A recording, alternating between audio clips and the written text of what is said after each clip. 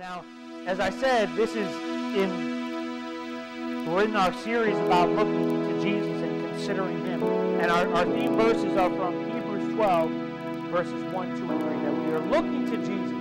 And the end of that phrase there is that so that we can remember what He did, both his death, His suffering, and also His triumph and His resurrection. And we got to look to Him. Why? So that we don't grow weary in our own faith, in our own journey, in our own run of the race of faith. We're looking to Him. And so how does this theology lesson help us to not grow weary?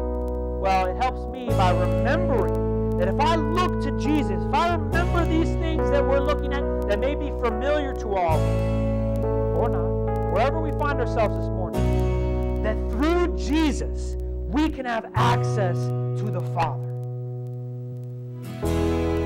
So when you're weary, when you're tempted to faint, when you don't feel like you have access, but you feel like you have rejection perhaps, you need to look to Jesus. You need to consider Him so that you don't grow weary. And what we need to remember and consider this morning is that what Jesus has done has been done, and that access to the Father has been granted to those who have faith in Jesus Christ.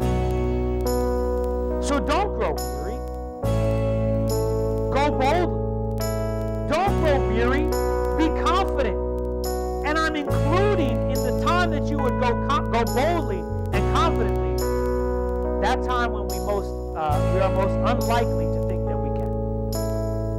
It's the time when we are in sin that we need to go to the throne more than ever. And the lie of the adversary is that because you have sinned, you cannot then go to your Father.